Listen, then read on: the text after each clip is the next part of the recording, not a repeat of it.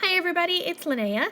Welcome to the ThermOWeb and Reverse Confetti Collaboration Week. For my video today, I'm going to be showing you two cards with a variety of products from both ThermOWeb and Reverse Confetti. And both of these cards today are pretty quick cards. Neither one of them require heat. A lot of times I get asked questions about the ThermOWeb products, and a lot of you don't have laminators, and a lot of you feel intimidated to create with ThermOWeb products without a laminator. So these two products today will show you really easy ways to do so.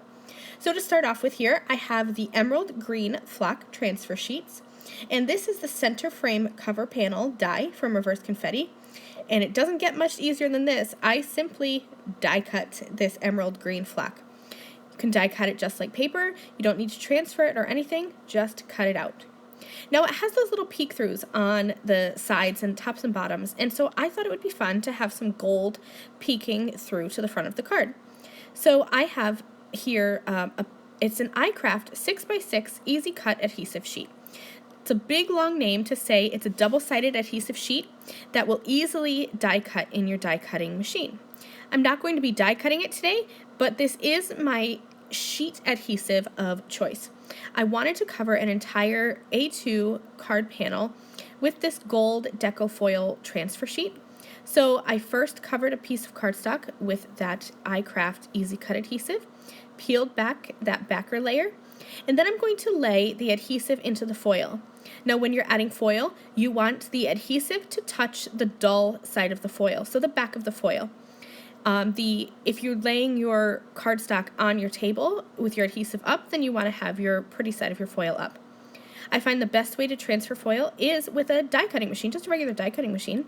So to do that, I placed my foil with my double-sided adhesive cardstock into my die cutting machine, but I used a piece of typing paper folded in half just to protect the foil, because you can see here that the foil will kind of get roughed up a little bit.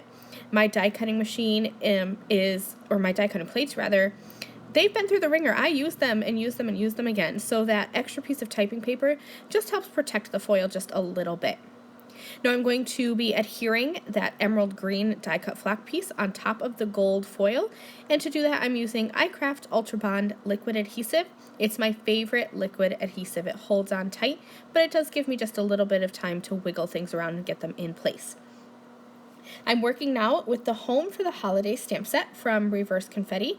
I'm going to stamp that out. I'm using Nina cardstock. That's my favorite cardstock for Copic coloring.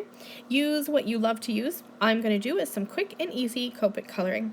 I'm starting by adding some snow onto the tops of these little, they're going to be shops. I think they could be houses, but I'm going to make them little shops. And then I will come in with some earth browns and color in the roofs. As I color, you're going to see that I did leave the actual outside portion of the house, the main portion of the house, white, but in the end I changed it. I like to have neutrals when I'm working with bold colors like that emerald green flock as well as that gold foil. There's a lot of color there, and I wanted to have something neutral. My favorite neutral is white or a cool gray, so I thought that I would leave the houses white. But in the end, as I was looking at them, it was just too much white. So I did end up using a few more earth brown colors, just that were lighter than the roof colors that I used. And I colored in the outside portion of the house. I'm going to be coloring with red as an accent color. That way I'll have that traditional red, gold, and green color palette. I'm using the coordinating Home for the Holidays dies from Reverse Confetti, as well as a bit of purple tape to cut these out. This is that new formula of purple tape. I love it because I have never had it tear my cardstock. You do just want to give it a little bit of pressure as you run it through your die cutting machine. That way it will adhere to your paper and your dies won't move around. It's time for me to now just put this little scene together. I'm going to be using some Gina K Designs foam squares. I have two types of foam squares that I like. I like these ones in particular because they're a little bit thinner, so they allow me to kind of control the dimension, and so this will be easily mailed. I did also add a little bit of icraft ultrabond liquid adhesive onto those foam squares because I'm adhering onto the flock. I wanted to make sure that that was going to hold on nice and tight. So that was card number 1. Let's move on to card number 2 using another product from ThermOWeb. I have a stencil from my stash that I'm going to spray lightly with Pixie Spray.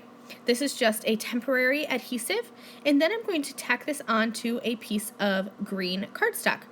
This is, like I said, temporary low-tack adhesive, so as you can see here, I need to get my cardstock panel lined up straight, and it just wasn't working for me, so I can easily peel that on and off, and it's not going to hurt my cardstock at all. I'm going to be using the gold Glitz Glitter Gel. Just taking a palette knife and stirring that up. You saw there in the beginning that the Glitz Glitter Gel does separate a little bit. It's totally normal because the glitter is separate from the gel that it is suspended in. So if that separates, just give it a quick stir. And then I'm going to add some to my stencil, and I will use my stencil pal. This is like a wide, flat, almost like it's a palette knife is what it is, but it's the stencil pal. It's wide, and so you can cover your whole card base all at once. I like to kind of spread it on, make sure it gets all the way to the top and all the way to the left and right, and then I'll hold my stencil pal at an angle and pull it down, getting even coverage of that Glitz Glitter Gel across the stencil. I can easily peel that back, and here you can see, look at that gold Glitz Glitter Gel on that green cardstock. So now is time to build my images. So this is the Lantern Editions stamp set from Reverse Confetti. I stamped that onto some Bristol Smooth cardstock with a black pigment ink, and I am adding clear embossing powder.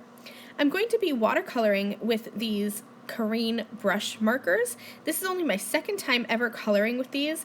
I've had them on my desk for a few months now and only used them once, and I thought that I would use them again.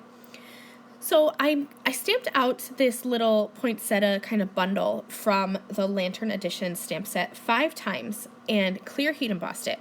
I like to do clear heat embossing when I'm watercoloring because it helps to hold in the color into the individual wells, so it prevents me from getting the color outside of the lines.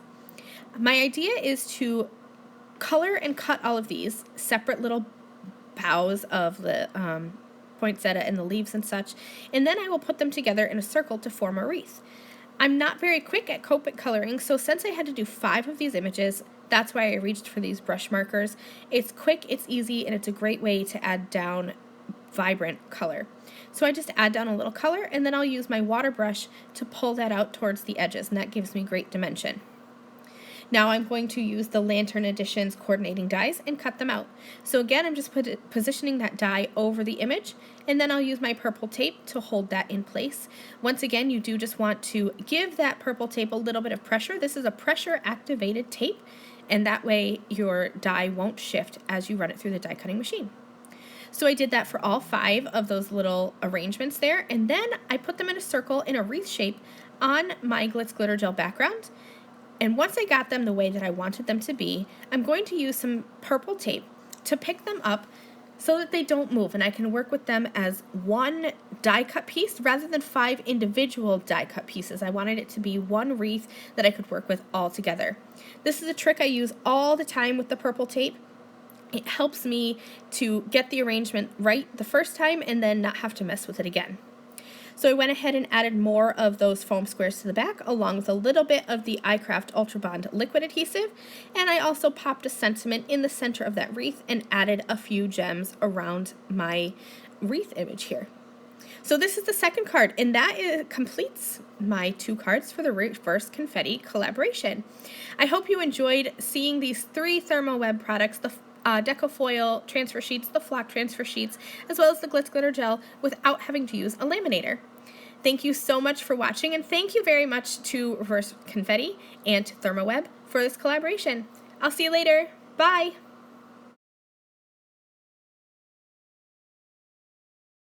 Thank you again very much for watching this video. If you liked this video and you'd like to see more from me, please hit that subscribe button that is on the screen now. And here are a few other videos that I thought you might enjoy.